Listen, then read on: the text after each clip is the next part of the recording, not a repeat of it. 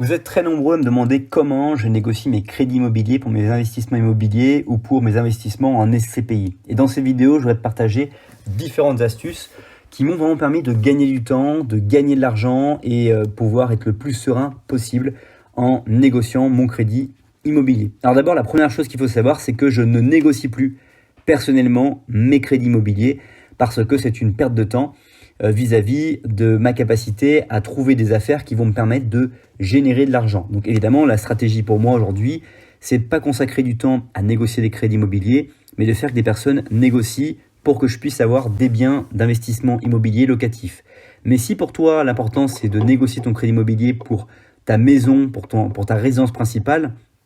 alors la démarche est peut-être un peu différente, mais mes astuces, mes techniques, mon expérience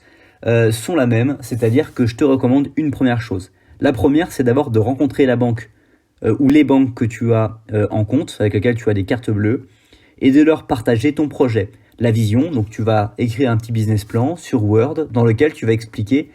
la démarche, ce que tu souhaites faire, pourquoi tu souhaites acheter cette résidence principale, combien tu vas pouvoir capitaliser par l'acquisition de cette résidence principale si c'est le cas, ou combien tu vas pouvoir capitaliser et combien de revenus passifs tu vas générer si c'est un investissement locatif. Et une fois parti de là, tu vas expliquer cela à ta banque sur le document Word que tu vas leur envoyer et leur proposer un rendez-vous. Parallèlement à ça, la meilleure technique que je puisse avoir pour toi pour gagner du temps, c'est de partager ce même document à un conseiller, par exemple meilleurtaux.com,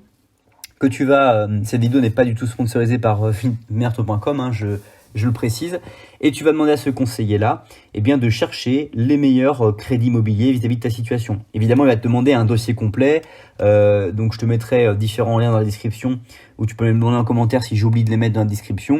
les différents dossiers de documents qu'il faut que tu donnes, de façon à ce qu'ils puissent déterminer si le montant de l'achat que tu veux faire avec l'apport ou non que tu vas réaliser, les frais de notaire, éventuellement les travaux que tu auras réalisés, si le montant que tu souhaites acheter est tout à fait possible vis-à-vis de ta situation actuelle en tant que locataire, peut-être en tant que propriétaire déjà d'une résidence principale. Et tout cela va permettre de vraiment lui donner une vision d'ensemble et de savoir comment s'y prendre. D'ailleurs, aussi une petite astuce, quand tu vas vouloir, si tu as déjà une résidence principale et que tu vas en acheter une deuxième,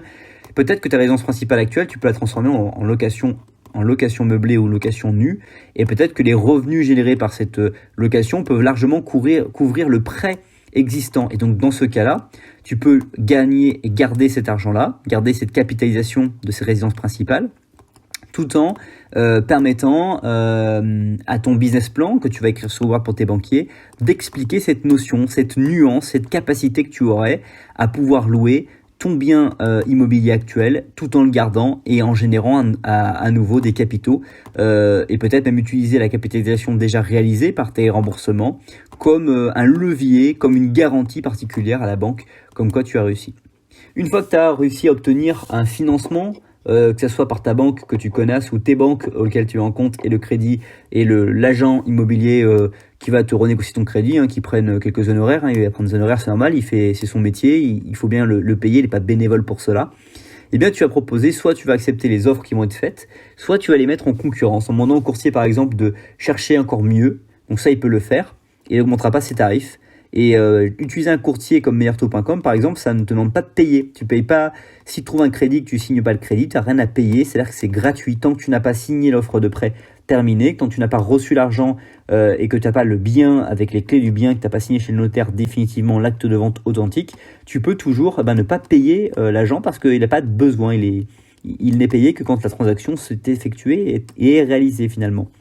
Donc c'est extrêmement important que tu le saches. Et voilà, une fois que tu as obtenu le meilleur taux que tu souhaitais, le meilleur crédit que tu voulais par rapport aux garanties, par rapport aux années de remboursement estimées que tu souhaites, tu n'as plus qu'à signer et tu as négocié ton crédit immobilier de la meilleure façon qui soit et surtout avec le plus de sérénité, parce que l'une des choses les plus compliquées, c'est quand on a signé le compromis de vente, de se lancer. Parce que si tu traînes à te lancer, les banques au fur et à mesure vont se dire que tu as déjà demandé à d'autres banques et que ça n'a pas fonctionné. Donc il y a un truc qui cloche et donc elles vont devoir creuser. Plus tu vas aller vite, dès la signature de ton compromis de vente, tu prends des rendez-vous, tu écris ton business plan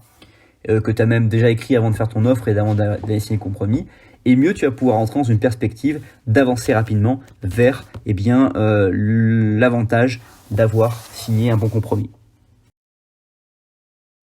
Merci à toi d'avoir regardé cette vidéo jusqu'à maintenant. Et comme je te l'ai promis en début de la vidéo, tu es libre de télécharger gratuitement le cadeau qui se trouve juste en dessous dans le début de la description.